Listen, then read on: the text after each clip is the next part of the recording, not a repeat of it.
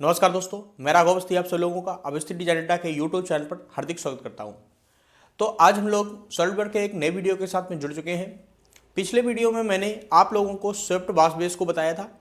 Swift wash base का जो basic होता है उसमें हम लोग किस तरीके से ऑप्शंस को यूज़ करते हैं वो मैंने सभी कुछ कवर करवा दिया था। मैंने आपसे कहा था कि मैं एक इसका एप्लीकेशन भी सेकेंड पार्ट लाऊंगा, जिस पार्ट में मैं आप लोगों को एक पार्ट, जैसे कि मेरे हाथ में एक यहाँ पर ये पार्ट है, इस तरीके से कोई ना कोई वायर का पार्ट बनाकर भी मैं आप लोगों को फिजिकल दिखाऊंगा कि किस तरीके से हमारे पास में फिजिकल पार्ट हमें मिलता है, उसका मेजरमेंट हम लोग किस तरीके से करते हैं और उस पर हम लोग सॉलिडवर्क की कमांड किस तरीके से अप्लाई करते हैं।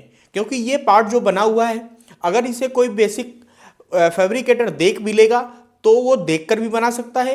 बट ड्राइंग के पोर्शन में अगर बात करें हम लोग, तो ड्राइंग में क्या होता है कि जब हम किसी प्रोडक्ट को अप्रूव करवा रहे होते हैं या फिर किसी एक थर्ड पार्टी को दे रहे होते हैं जिसको हम लोग फिजिकल पार्ट नहीं दे सकते हैं, उसे हम लोग एक ड्राइंग रूप में बनाकर, एक प्रॉपर उसकी ड्राइंग बनाकर सारी डायमेंशन देके, कौन सा वायर कितने एमएम का है, कौन सी डिस्टेंस कितनी है, यहाँ से इसका डिस्टेंस कितना है, ये वायर कितना है, ये सभी चीज़ें अगर प्रॉपर तरीके से हम लोग ड्राइंग में मेंशन कर देते हैं, इसका एक 3D ड्राइंग बना देते हैं, तो फिर हम उस ड्राइंग का PDF बनाकर किसी को भी बेचकर इस पार्ट को हम लोग बनवा सकते हैं।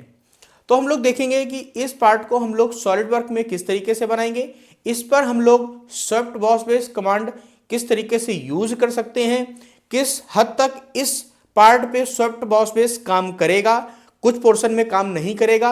मैं उसका अल्टरनेट बताऊंगा कि किस तरीके से हम लोग इसे फिर बनाएंगे। क्योंकि स्विफ्ट वॉश बेस हमारा क्या होता है, एक सिंगल लूप में चलती है। वो हमारी जो स्विफ्ट वॉश बेस कमांड होती है वो सिंगल लूप में चलती है। क्योंकि एक लूप यहाँ से आप देख रहे हैं इस तरीके से ये आ रहा है और हमारा दूसरा लूप ये इस तरीके से स्टार्ट हो गया है। तो स्विफ्ट वॉश बेस जहाँ तक मुझे पता है इस कंडीशन में आप लोगों की कमांड काम नहीं करती है। तो उसे हम लोग किस तरीके से बनाएंगे, उसमें हम लोग क्या जुगाड़ कर सकते हैं। क्योंकि सॉलिडवर्क में कमांड्स जो आपको दी गई हैं उनका यूज आप सीधे सीधे भी कर सकते हैं और उनका हम लोग कुछ तोड़ भी निकाल सकते हैं। जैसे इस पार्ट को बना लिया मैंने, इस पार्ट को बना लिया और दोनों को असेंबली में ले आए, या फिर इसके और भी मेथड हैं। मैं आप लोगों को वन बाय वन करके बता दूंगा कि किस तरीके से हम लोग कब किस कंडीशन में सॉलिडवर्क में किस तरीके से क्या जुगाड़ करते हैं। तो सबसे पहले देखते हैं, इसका मेजरमेंट ले लेते हैं। मेजरमेंट में हमें क्या जरूरत होगी कि ये वायर यहां से यहां तक कितना है। तो ये वायर हमारा जो है यहां से यहां तक 150 का है। आप लोगों को डायमेंशन नहीं दिख रही होगी, क्यों? डायमेंशन की आपको वैसे भी जरूरत नहीं है, क्योंकि आप लोगों के पास में इस तरीके से पार्ट कोई आएगा, शायद उसकी डायमेंशन ज़्यादा हो, उसका मेजरमेंट जो हो वो आप लोग उस पार्ट से ले सकते हैं। ये मेरे पास जो पार्ट है इसका यहाँ से यहाँ तक जो डायमेंशन है वो 150 mm है। इसका ये जो ऊपर पोर्शन ये निकला हुआ है ये 25 mm है, ये भी 25 है, और ये नीचे जो आया है ये भी 25 mm है, और ये वायर हमारा यहाँ से यहाँ तक गया है ये भी 25 mm है, और इसका जो सेंटर है वो 30 mm का है, और ये वायर जो ऊपर बेंड हुआ है ये हमारा 15 mm का है। तो इसको देखते हैं हम लोग सॉलिडवर्क में किस तरीके से बनाते हैं। तो चलते हैं स्क्रीन पर और इसे क्रिएट करके देखते हैं। मैंने यहाँ पर सॉलिडवर्क ओपन कर लिया है। सॉलिडवर्क ओपन करते ही आप लोगों को जाना है पार्ट पे और यहाँ से एक न्यू पेज ले लेंगे। न्यू पेज लेने के बाद में मैं आपको इसकी फ़ोटो दिखा देता हूँ एक बार, और इसमें ब्रीफ डिस्क्राइब कर देता हूँ। इसे वैसे बोलते हैं पैग हुक, मैं नाम आपको बता देता हूँ। इसे हम लोग पैग हुक बोलते हैं, और ये हम लोग सुपरमार्केट या फिर ग्रोसरी रैक्स वगैरह में, ग्रोसरी शॉप्स जो होती हैं उनमें यूज़ करते हैं। इसका एप्लीकेशन मैं कभी आपको बता दूंगा। फुल फ्लैश करते हैं। सबसे पहले हम लोग किस तरीके से बनाएंगे। तो मैंने आपको बताया कि यहाँ से यहाँ तक ये 150 था, ये हमारा 15-20 mm था जो भी, ये ऊपर 25 mm, ये 25 mm, ये भी 25, ये 25, और इसका जो सेंटर ये वाला था पोर्शन ये 30 mm का था। तो देखते हैं हम लोग इसे किस तरीके से बनाते हैं। न्यू ड्राइंग ओपन कर ली है। वैसे अभी तक मैंने आपको इन प्लेन्स पर एक 2D स्केच के साथ में ड्राइंग करना बताया है। इस वीडियो में आप लोगों का एक पार्ट छोटा सा और कंप्लीट हो जाएगा, जो कि है 3D स्केच का। ये आप पार्ट जो देख रहे हैं, इस पार्ट में एक डायमेंशन यहां से यहां तक की है, एक ये x है और ये y है। इसमें z एक्सिस पे भी कुछ पोर्शन बना हुआ है। तो इस कंडीशन में हम लोग क्या करते हैं कि 2D स्केच को ना बनाकर सीधे हम लोग 3D स्केच को क्रिएट कर लेते हैं। तो उस 3D स्केच को हम लोग किस तरीके से क्रिएट करेंगे वो देखेंगे। 3D स्केच को क्रिएट करने के लिए जिस भी डायरेक्शन से आपके पार्ट की मेजरमेंट ज्यादा दिख रही है या फिर उस पार्ट की सभी एक्सिस जहां से क्लियर हो रही हो, उस प्लेन पर हम लोग 3D स्केच क्रिएट करते हैं। तो इसे जब हम लोग टॉप से देखेंगे तो हमें सबसे ज्यादा इसकी क्लियरिटी मिलेगी कि कौन सी डायमेंशन, कौन सा पार्ट किस डायरेक्शन में और कितने mm का है।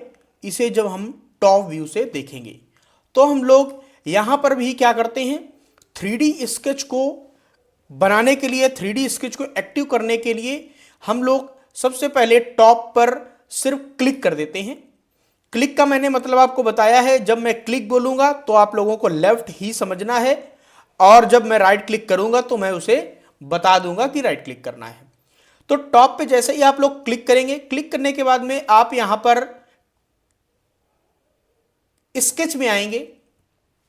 स्केच में आने के बाद में यहां पर आपको स्केच का ऑप्शन देखने को मिल रहा है स्मार्ट डायमेंशन के बगल में। वहां पर एक ड्रॉप डाउन मेनू भी देखने को मिल रही है। ड्रॉप डाउन मेनू पे जैसे ही आप क्लिक करेंगे तो यहां पर आपको 3D स्केच का ऑप्शन देखने को मिल जाएगा। अगर मैं डायरेक्ट स्केच पे क्लिक कर देता हूं तो टॉप प्लेन पर जैसे हम लोग नॉर्मल स्केच बना रहे थे वो बनने लगेगा।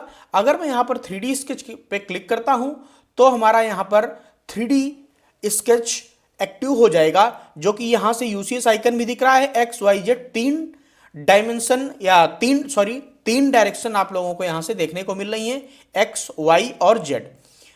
तीनों डायरेक्शंस का यूसीएस आइकन जो है उसकी जो कलर कोडिंग है वो कुछ इस तरीके से है। एक्स की रेड है, वाई की जेड है और वाई की ग्रीन है और जेड की ब्लू है। तो अब हम लोग देखते हैं इस पर हम लोग किस तरीके से उस पार्ट का एक स्केच पहले बनाएंगे, इसके बाद में उस पर हम लोग सॉफ्ट अप्लाई करेंगे। तो यहां से मैं एक लाइन ले लेता हूं। लाइन लेने के बाद में इस तरीके से मैं ऊपर साइड को स्केच बनाऊंगा। अब आपको दिख रहा है कि एक आपका जो स्केच का प्रीव्यू आ रहा है वो येलो लाइन से कुछ देखने को मिल रहा है, जो कि हमारा एक्स और जेड डायरेक्शन में इस लाइन को क्रिएट करने के लिए इंडिकेशन का भी काम कर रहा है। बल्कि अगर हम वाई डायरेक्शन में ऊपर को बनाते हैं तो ये स्केच हमारा नहीं बन रहा है। आप लोग इस तरीके से ऑब्लिक कर सकते हैं। ऑब्लिक कैसे करना है आपको, इस पेज को आपका जो माउस होगा उसका स्क्रोलर बटन आपको प्रेस करना है और माउस को इधर उधर हिलाना है या ड्रैग करना है, तो आप लोग का ये जो पेज है ये ऑब्लिक व्यू में आपको देखने को मिल जाएगा।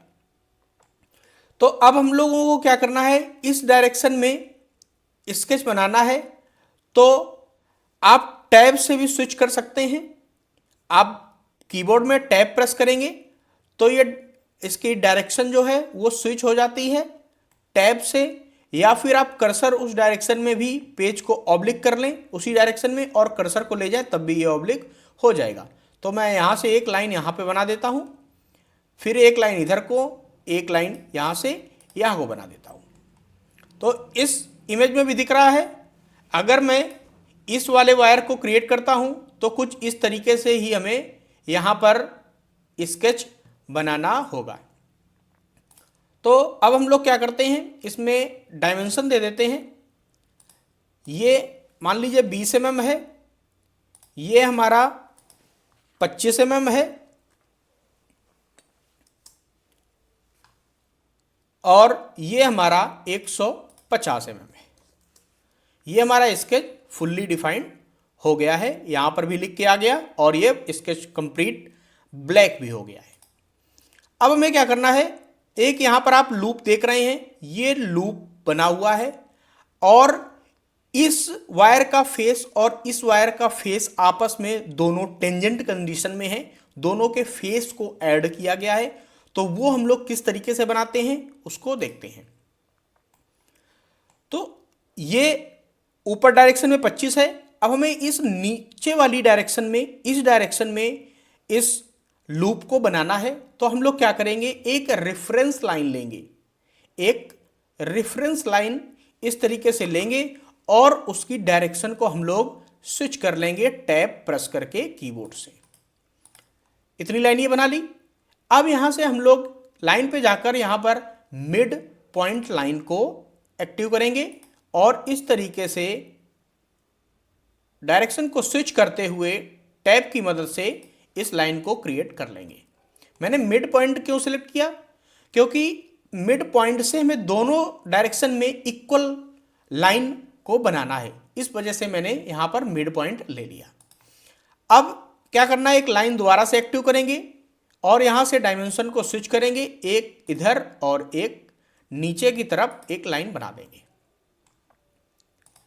यहां से भी दोबारा से हम लोग लाइन को एक्टिव करेंगे और इस तरीके से स्केच बना देंगे। अब हम लोग देख लेते हैं इसकी डायमेंशन। तो मैंने बताया था ये आपका 30 mm था, ये आपका 25 mm था। अब मैं इसमें भी 25 दे सकता हूं, लेकिन अभी हमारे पास एक ऑप्शन है, अगर मैं इस पे और टैब प्रेस करके दूसरी लाइन पे क्लिक करता हूं तो आपके सामने एक डायलॉग बॉक्स इधर ओपन होके आ जाएगा और एक ट्री इधर भी होके ओपन आपको दिख जाएगी। तो मैं यहाँ पर क्या करूँगा, इन दोनों को इक्वल कर दूंगा। इक्वल करने के बाद में इन दोनों लाइंस को भी मैं टैब प्रेस करके इक्वल कर देता हूँ और ये हमारी है 25 mm। अभी भी देख रहे हैं आपका स्केच फुल्ली डिफाइंड नहीं हुआ है, क्योंकि अभी मैंने यहाँ पर दो डायमेंशन नहीं दिए हैं, एक तो ये हो गई और एक ये वाली हो गई। इन दोनों डायमेंशन को भी मैं यहाँ पर दे देता हूँ। तो ये जो रेफरेंस लाइन है ये एक सेंटर लाइन है, इस पर कोई भी फीचर अप्लाई नहीं होगा, बट मैंने इसको इस वजह से दिया है कि जब इस वायर पे मैं स्वेप्ट अप्लाई करूंगा तो इस वायर के दोनों डायरेक्शन में जो भी वायर की थिकनेस होगी वो दोनों साइड आएगी और इस पे भी दोनों साइड आएगी। मान लीजिए ये वायर हमारा 5 mm का है, ये भी 5 mm का है, तो इस एक्सिस लाइन से 2.5 mm नीचे 2.5 mm ऊपर ये वायर क्रिएट होगा। ऐसा ही ये भी क्रिएट होगा। अगर मैं ये डायमेंशन, ये वाली लाइन को 0 डायमेंशन दे देता हूं तो ये पॉइंट दोनों एक में मिक्स हो जाएंगे, मर्ज हो जाएंगे। फिर मैं अगर इस पर स्वेफ्ट या फिर वायर अप्लाई करूंगा, वायर लगाऊंगा इसमें, तो ये दोनों एक दूसरे को इंटरसेक्ट करेंगे। अगर इंटरसेक्ट ना करें तो उसके लिए आपको क्या करना है, इस एक्सिस लाइन से 2.5 mm हमारा वायर ये वाला नीचे आएगा, 2.5 mm हमारा ये वाला आएगा, तो इसकी मैं टोटल 2.5 5 mm यहां से यहां तक डायमेंशन दे देता हूं। तो इस लाइन की जो, इस लाइन से इस लाइन की जो गैपिंग है वो 5 mm की आ गई। अब जब मैं इस पे वायर अप्लाई करूंगा तो 2.5 mm ये नीचे, 2.5 mm ये ऊपर जाएगा, तो दोनों एक दूसरे से टेंजेंट हो जाएंगे, ना कि इंटरसेक्ट करेंगे। अब मैं एक डायमेंशन और दे देता हूं, ये वाली इस पॉइंट से और इस पॉइंट की। ये हमारा जो है वो अप्रोक्सीमेट कितना 20 mm है। ठीक है, मैं 20 दे देता हूं। आपके पास जो भी पार्ट होगा वो आप देख लेंगे और उसमें आप लोग डायमेंशन प्रॉपर दे पाएंगे। तो ये पार्ट आपका 3D में क्रिएट हो गया, पूरी तरीके से ब्लैक भी है और यहां पर फुल्ली डिफाइंड भी लिखा हुआ है। अब आप इस इमेज में देख रहे हैं, ये हमारे जो पॉइंट हैं, ये जब हम वायर को बेंड करते हैं मशीन पर तो राउंड आता है, राउंडनेस आती है, यहां भी है, यहां भी है, यहां भी है। अब अगर हम लोग ड्राइंग में यहां पर फिलेट अप्लाई नहीं करते हैं या राउंड नहीं करते हैं तो हमारी जो ड्राइंग है वो एक तरीके से गलत होगी, क्योंकि जितनी थिकनेस की सीट या फिर जिस भी थिकनेस का हमारा वायर होता है उस थिकनेस के बराबर ही वो पार्ट रेडियस भी ग्रैब करता है एक अप्रॉक्सीमेटली। तो यहां पर मैं रेडियस दे देता हूं, मुझे क्या करना है 5 mm का वायर अप्लाई करना है, तो मैं यहां पर 5 mm की फिलेट दे दूंगा। मैंने फिलेट अप्लाई करना बताया था, इस पर ओके करेंगे। यहां पर हम लोग 5 mm मेंशन कर देंगे। इस तरीके से दूसरा पॉइंट क्लिक करेंगे, यस करेंगे, तीसरा यस, चौथा यस और यहां से ओके कर देंगे। सेम प्रोसेस अप्लाई करेंगे यहां पर और ओके कर देंगे। अब आप देख रहे हैं इसमें रेडियस अप्लाई हो गई है। अब हम लोग देखेंगे कि स्वेप्ट हम लोग किस तरीके से अप्लाई करते हैं, और ये हमारा डबल लूप में पार्ट बन गया है। तो यहां पर स्वेप्ट क्या प्रॉब्लम क्रिएट करेगा वो भी हम लोग यहां पर देखेंगे। तो इसे मैं एग्जिट स्केच करता हूं। एग्जिट स्केच करने के बाद में मैं यहां से फीचर पे जाऊंगा और स्वेप्ट बॉस बेस को एक्टिव कर लूंगा। स्वेप्ट बॉस बेस में मैंने आपको बताया था अगर पहला ऑप्शन यूज करना है तो हमारे पास कोई ना कोई स्केच होना चाहिए, बट अगर हम स्केच नहीं बना रहे हैं तो हम लोग जब एक सर्कुलर प्रोफाइल होती है, नॉर्मल सर्कुलर हो, सीधे उसमें में डायमीटर देना हो, तो हम लोग वहां पर प्रोफाइल नहीं बनाते हैं। कोई अनियमन हो जैसे हेक्सागन में हो या स्क्वायर में हो, रेक्टेंगुलर हो, तो उस कंडीशन में हम लोग यहाँ पर स्केच बनाते हैं, नहीं तो हम लोग सर्कुलर प्रोफाइल का यूज कर लेते हैं, ये थोड़ा सा इजी होता है। यहाँ पर मैं 5 mm डायमीटर दे दूंगा इस वायर का और मैं इस लूप पर क्लिक करता हूं तो आप लोगों के सामने एक डायलॉग बॉक्स ओपन होकर आ रहा है। यहां पर मैं सेलेक्ट ग्रुप पे क्लिक कर दूंगा। सेलेक्ट ग्रुप पे क्लिक करने के बाद में मैं 1 बाय 1 करके इस पूरी लाइन को कंप्लीट इस तरीके से सेलेक्ट कर लेता हूं और यहां से ओके कर दूंगा। तो आप लोगों के सामने आप लोग देख रहे हैं ये एक वायर बनकर आ गया है, इस पर हमारा स्वेप्ट बॉस बेस अप्लाई हो गया है। बट आप लोग कहेंगे कि हमारा नीचे वाला पोर्शन तो गायब हो गया, वो तो हमें दिख ही नहीं रहा है। अगर उसे देखना है तो हम लोग स्वेप्ट यहां पर फीचर ट्री में आपको देखने को मिल रहा है, इसके साइड वाले ऑप्शन पर क्लिक करेंगे, 3D स्केच लिखा हुआ है, इस पर हम लोग क्लिक करेंगे और यहां पर शो वाले ऑप्शन पे क्लिक कर देंगे। जैसे क्लिक करेंगे आप लोगों के सामने ये स्केच शो होकर दिखने लगेगा। अब हम लोग क्या करते हैं, swept boss base circular profile, यहां भी सर्कुलर ही बनाना है, तो हम लोग इस पर दोबारा से क्लिक करते हैं और यहां पर मैं इसका डायमीटर 5 mm दे देता हूं और जैसे ही मैं इस पर क्लिक करता हूं तो यहां पर एक रिव्यूल्ड एरर आ जाती है। इस पूरे पोर्शन को आप पढ़ भी सकते हैं, मैं शॉर्ट में इसका मतलब बता देता हूं।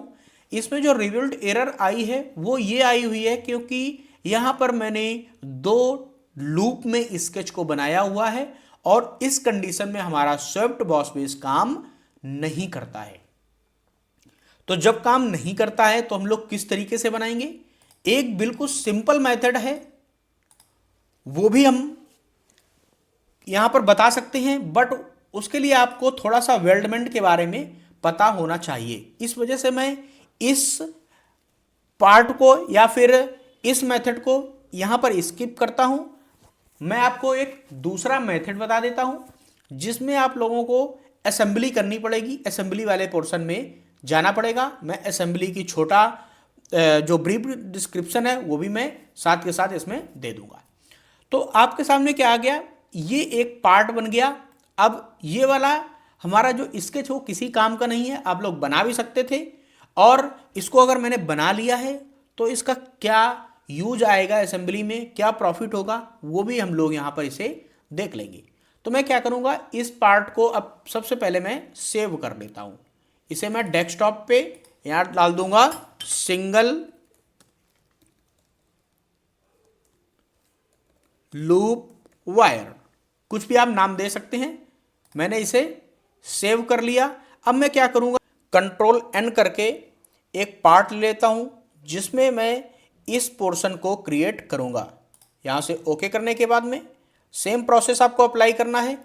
टॉप व्यू से स्टार्ट करना है तो टॉप पे आप सिर्फ क्लिक करेंगे। क्लिक करने के बाद में स्केच पे आएंगे। स्केच पे आने के बाद में यहाँ से आप लोग ड्रॉप डाउन मेनू को जब ओपन करेंगे तो यहाँ पर 3D स्केच का ऑप्शन देखने को मिलेगा। इस पर क्लिक करने के बाद में यहाँ पर 3D स्केच आपका एक्टिव हो गया। अब आपको लाइन लेनी है और जो स्केच जिस तरीके की आपको डायग्राम या फिर जो भी आकृति बनानी है उस तरीके का आप यहाँ पर स्केच सबसे पहले बना लेंगे। तो मुझे कुछ इस तरीके का बनाना है यहाँ पर, और मैं इसे टैब प्रेस करके नीचे ले आता हूँ। दूसरी लाइन में यहाँ से यहाँ टैब प्रेस करूँगा। देख रहे हैं आप लोग, ये लाइन उस साइड में जा रही है। जैसे ही आप लोग टैब प्रेस करेंगे, टैब प्रेस करते ही यहाँ से इसकी डायरेक्शन स्विच हो जाएगी। देख रहे हैं फिर से ये इधर जा रहा है। ये येलो लाइन जो है हमारी एक गाइड लाइन का भी काम करती हैं। इन लाइंस का मतलब जब थोड़ा सा यूज़ करेंगे इसे बहुत अच्छे से आ जाएगा, कभी गलती नहीं होगी। टैब से हम लोग इसकी डायरेक्शन को स्विच करते हैं और इस तरीके से इसे क्रिएट कर लेते हैं। ये वाली लाइन इक्वल है, मैं इसे टैब या कंट्रोल के साथ में इक्वल कर देता हूँ। इन दोनों लाइंस को भी मैं इक्वल कर देता हूँ। ये जो है हमारा ये 30 mm का है, ये हमारा 25 mm है और ये भी 25 mm ही है। अब मैं यहाँ पर अगर फोटो में देखता हूँ तो इस पर रेडियस है, तो इस पर मैं रेडियस अप्लाई कर देता हूँ। यहाँ से मैं फिलेट लूँगा। फिलेट अपना 5 mm का है। यहाँ से आपको इस तरीके से यस बार बार कर देना है। देखते हैं, दोबारा से कर देते हैं। ओके, यहाँ से यस, यहाँ से यस और इस पर क्लिक करने के बाद दोबारा से यस और यहाँ पर ओके कर देंगे। ओके करने के बाद में आप लोगों के सामने सेम स्केच बनकर आ गया है जिसकी मुझे रिक्वायरमेंट थी। अब मैं यहाँ पर क्या करूँगा, फीचर टैब में जाकर स्वेप्ट बॉस बेस को एक्टिव कर दूंगा। स्वेप्ट बॉस बेस में भी सर्कुलर प्रोफाइल बनानी है तो सर्कुलर पे क्लिक करूँगा और यहाँ पर इसका डायमीटर में दे देता हूँ 5 mm, क्योंकि हमें 5 mm का ही वायर चाहिए।